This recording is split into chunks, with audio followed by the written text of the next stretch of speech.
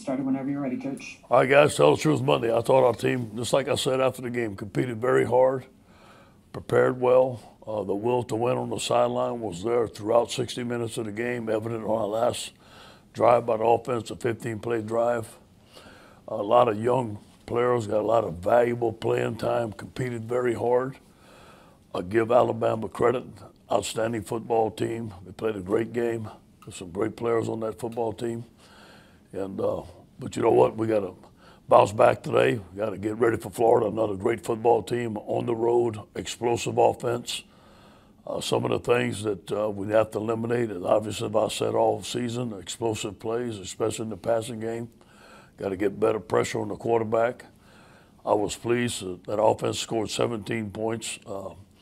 We missed that 4th and short going in to tie the game 7-7. Could have been a difference in the ball game very early, and we didn't get that done. So we have to improve on that stuff. But I thought overall, offensively, we made some improvement in some areas.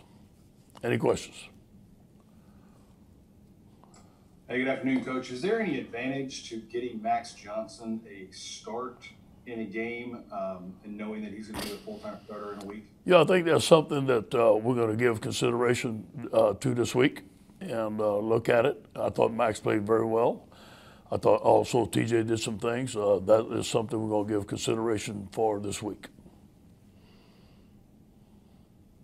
Yeah, you past couple of weeks, you've talked about defensive scheme. You talked about players too. Like you said, can we call plays better? Can we play better? Yes. Throughout the weeks, what's been kind of the core thing that you found schematically that's not working? Is it just different game plans, in-game adjustments? What are the things that you're seeing most? Yeah, I think it's a combination of all of it. Everything that you said has happened at some point in the season, and then also execution. It's a combination of both of them.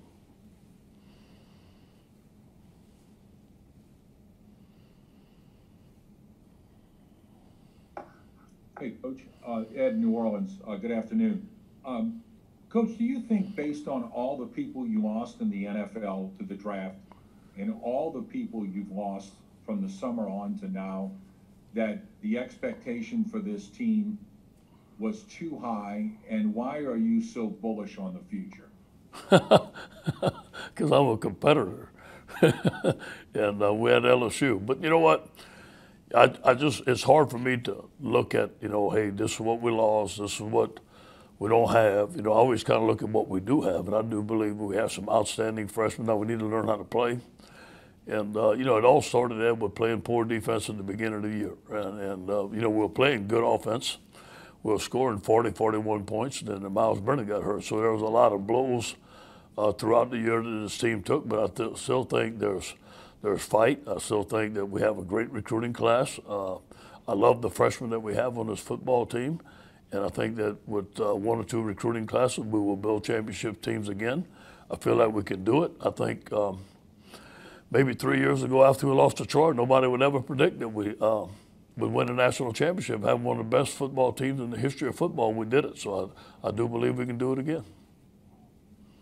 And Ed, you talked about from against Texas A&M. You said that was the best the defense had played all year. Yeah. Were you surprised at all by how the Alabama game turned out? What was the main thing that kind of? Yeah. Well, Alabama's a different offense than Texas A&M, number one, and they're very explosive. And I think they were scoring 48.5 points per game, 500-something yards of offense. So they've had a very successful season, outstanding quarterback.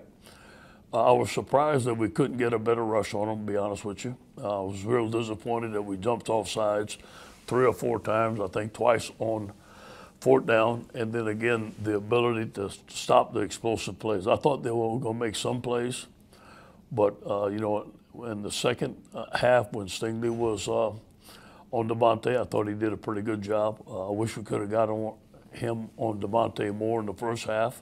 Formations and stuff dictated that we couldn't. We had a couple of busts. Sometimes we were supposed to double them, and we didn't.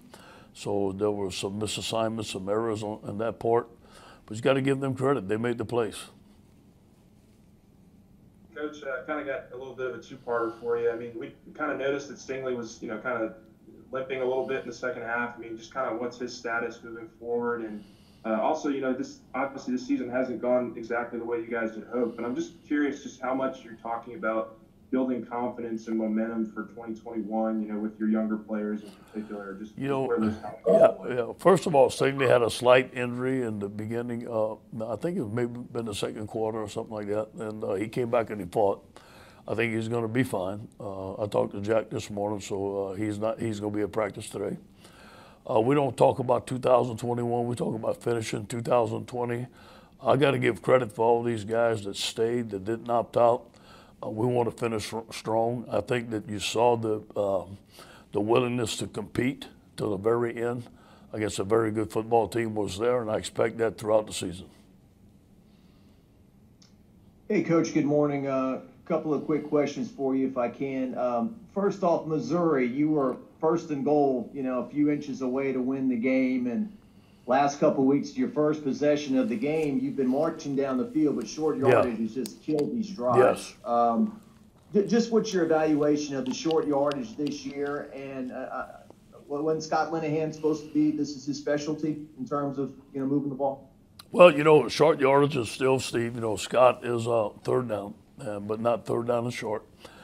We didn't block the edge very well on that play. I wish we'd have snuck it, and we should have snuck it. We shouldn't have took the ball off the line of scrimmage, but we didn't.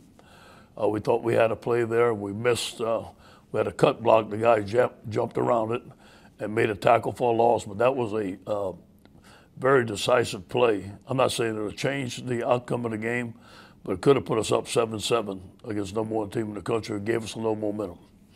So I thought we had learned our lesson, but obviously we didn't. It's something I got to get better. And, Coach, when we think about Florida, we think about Dan Mullen and offense and all that, but I looked and saw that they're leading the SEC in sacks. They apparently really get after the quarterback. What kind of challenge is that for your offensive line? Protection again. Protection again. We're going to have to win some one-on-ones. They're very talented up front. I know their defensive coordinator very well. He was a defensive line coach. He teaches great technique, and it's going to be a challenge for us.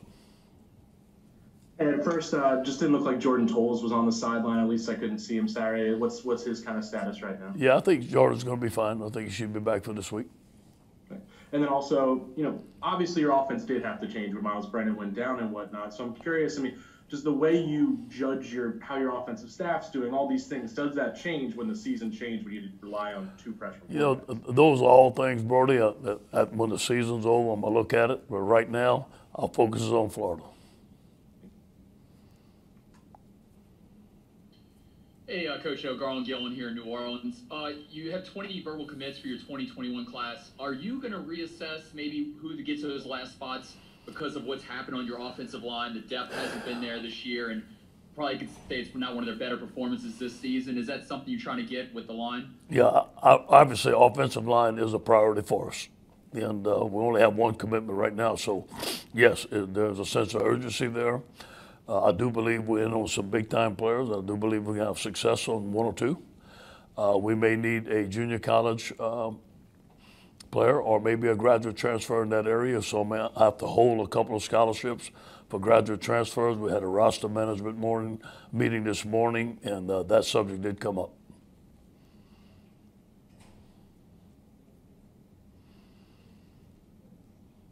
Hey, Ed, you touched on this a little bit already today, but I'm just curious, how, with where y'all at in the season, do you balance still trying to win now, like you said, but also figuring out what you have in these freshmen and these younger players that make up such a large part of your roster? Well, Wilson, to be honest with you, we're doing it already. They're all playing. It's not like we're saving for the future. It's what we have, and most of the players that are playing for 2020. It just so happens that most of them are young players.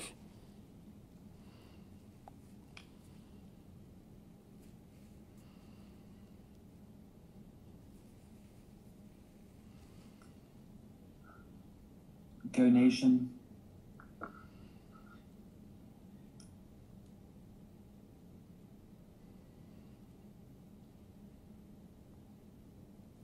Hey, Coach. Paul Boron from CST. Two-part question about DeRay Jenkins.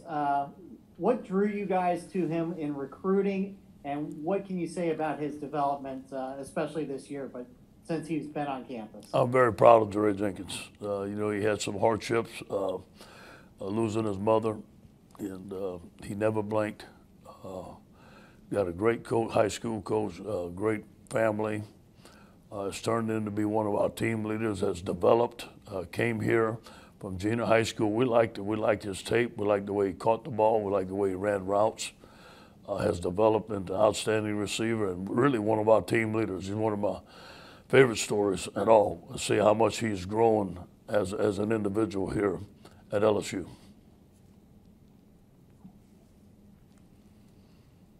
Coach Cooter Hobbs and Lake Charles, when it comes to so-called re-recruiting, what tack or how do you have to balance that, and what do you use in those discussions? You're talking about keeping our guys from going out early.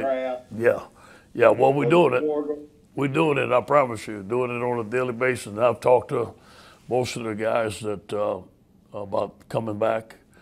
Some of them are dead set on going, obviously.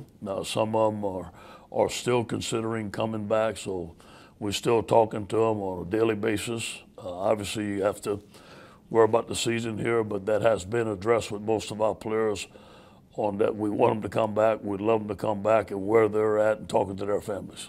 Well, what is your sales pitch, I guess, would be it? Well, development. Stay another year. Some guys stay another year and make $10 million by staying another year, get drafted higher.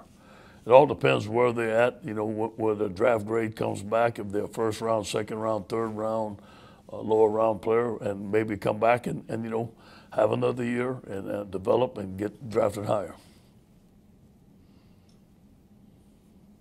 Coach, with just a few games left in this season, I might be jumping the gun here, but have you and your staff talked about what the way the bowl eligibility is this year with everybody pretty much eligible? Yeah. Is there a scenario where you wouldn't accept a bowl invite this year? Well, first of all, that conversation has never come up about a bowl or not a bowl. So we're concentrating on Florida, and obviously we're going to be concentrating on Ole Miss. Then after that, we're going to see where they invite us to go, and then that's going to be discussed. But as far as for me, that has never been discussed.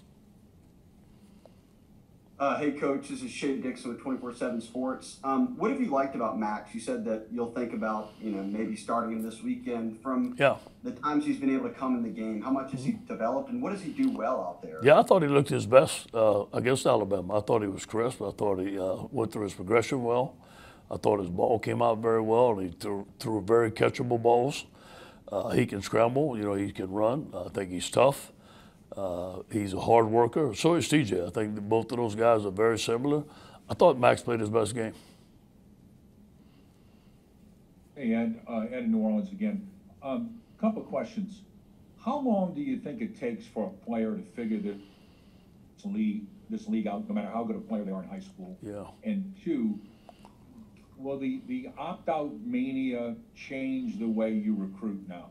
Yeah. Well, first of all, I think players at different levels, Ed, according to their athletic ability, their maturity, their background, it seems like to me the guys that come in at mid-year graduates tend to have a higher success ratio their freshman year, but some of it take a while. And then I think so you see guys at different levels, and yes, the opting out and stuff like that, it's just your roster is so fluid that you have to keep up with. I meet with it on every Monday on roster management and where we at and what's the future look like. And then obviously for us, graduate transfers at key positions have been very successful for us, and we hope that we can do it again.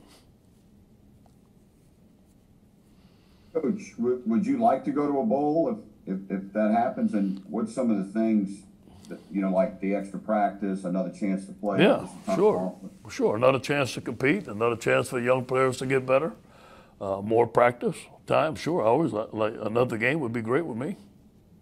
Do you see those bowl practices sometimes as kind of like a mini spring? Yes, and we need it. And these guys didn't get spring ball last year, so these young players need a mini spring. Usually it's 12 to 15 great practices. So yes, I think it's a big-time advantage. Hey, Ed, President Tom Galligan, he's talking to the media right now, and he's talked about how Hushback, well, they've given them some documents about the investigation. Have they reached out to you and your staff yet, or how does that work? Yeah, you know, I'm not going to talk about any of that. You know, I made a statement, and I'm not talking about none of that. Okay. Coach, what's the initial defensive approach you're going to take with Florida? They do have 3 players that are tops, and not only in the conference, but in the country as well, and touchdown catches. Yeah. You kind of see what you did against Alabama. What might be a different approach you're going to take this week? Yeah, we got to know where that tight end is for sure. He gave us fits last year. He's a great player. And Kyle Trask is an outstanding quarterback. I think he has 38 touchdowns, 3 interceptions. Tough, can run the football, got a great offensive line, a lot of speed. You know, we're just getting started on Florida, but obviously, you know, we worked on Florida this summer. Then we had time to game plan on Florida, then the game got canceled, so I think we're a little bit ahead. So we're looking at the last 5 games and marrying those 2 game plans, but today's only the beginning.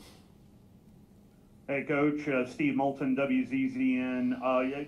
You mentioned the Troy game back in 17, and you played Florida that following week, and really no one was expecting to win that week. But I was wondering, at least carrying momentum late into the year, how important it is with this team, considering how young you are. It would be a great finish. It would be a great finish, and start with Florida. What an outstanding challenge. Team's 8-1, going to play in the swamp. And you know, we just got to play our best football. We have to play our best football to be able to beat Florida. But, you know, we've got to take care of LSU first. They pose some problems. But we got to put our cleats in the grass, eliminate explosive plays, score more points on offense, and play great on special teams to even think about beating them. Hey, Coach, I got a quick 2-parter for you. The first one with just the kind of the one-game emergence, I guess, of Keyshawn Butte, just to kind of take over for Terrace catch-wise, other than maybe dropping the ball before the goal line. Looks like he had a pretty good game.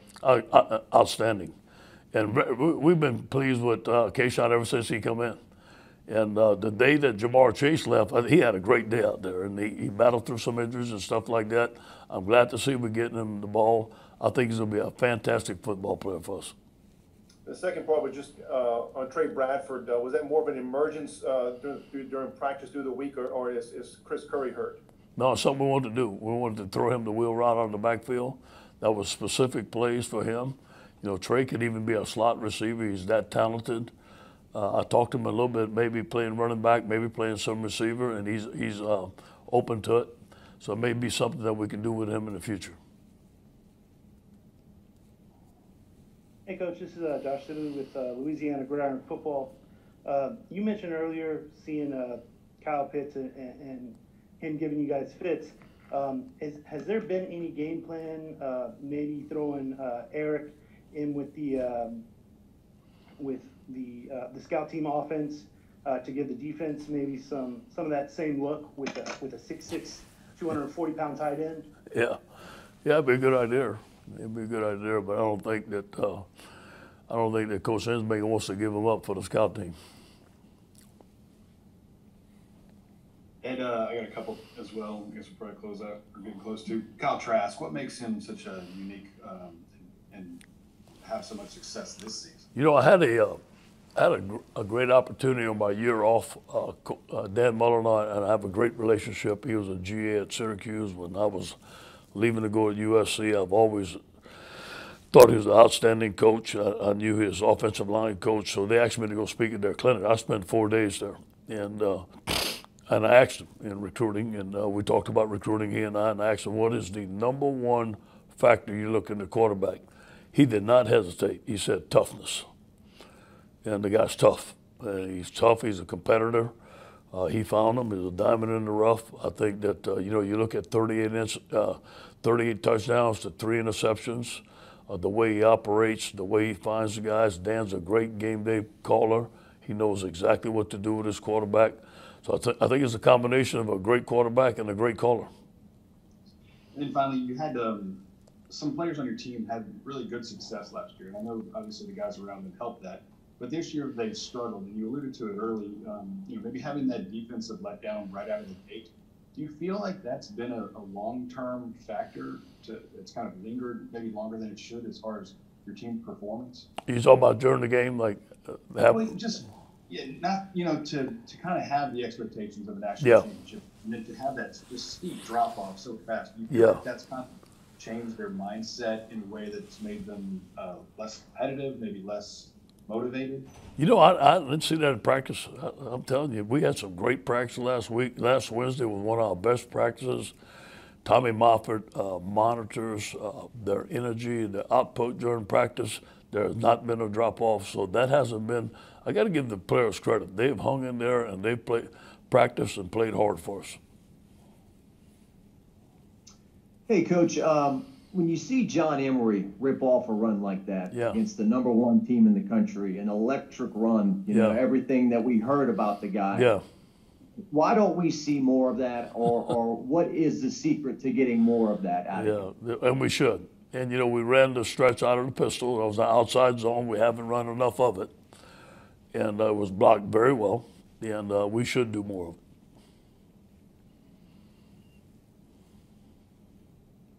Ed, what did you think of the move to put Torrey more kind of in the tight end spot and Arik more in a receiver spot? And how do you think Arik did? Would you like to see a little bit more physicality from him because assert himself because he's such a big player? Yes, yeah. Well, I think Eric Gilbert is a phenomenal football player, and I think the more time we can get him the ball, the more success our football team's going to have.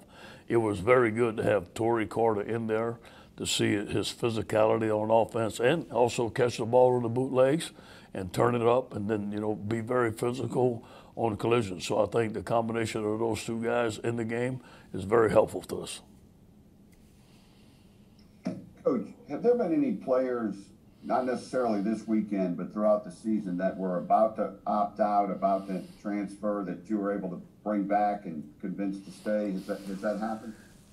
Glenn, I can't recall guys that came to my office, but most of the time that when they opted out, most of them come talk to me, and I tried to convince them to stay, but they had already made their decisions for one reason or another. So I can't recall us ever convincing one not to opt out. The only one that came back was Neil Farrell. Right. One more for Cobble. Coach, you talked about the roster management meetings. How do you approach that? And then when you have these guys, if you could educate me a little, how does it work if you have these guys opt out? Do you have scholarships available to go into the transfer portal or the JUCO ranks and fill those? Yeah, I wish they gave us more, but they don't. We have 25 initials and that's it. And just because a guy opt out, you don't gain another initial. That's what makes it tough to get your roster back to 85. And it's not my call, but hopefully in the future the NCAA changes the rule to where you can have more initials depending on guys opting out or juniors going to the draft early to get your roster back to 85. Thank you, Coach. All right, thank you guys. Go Tigers.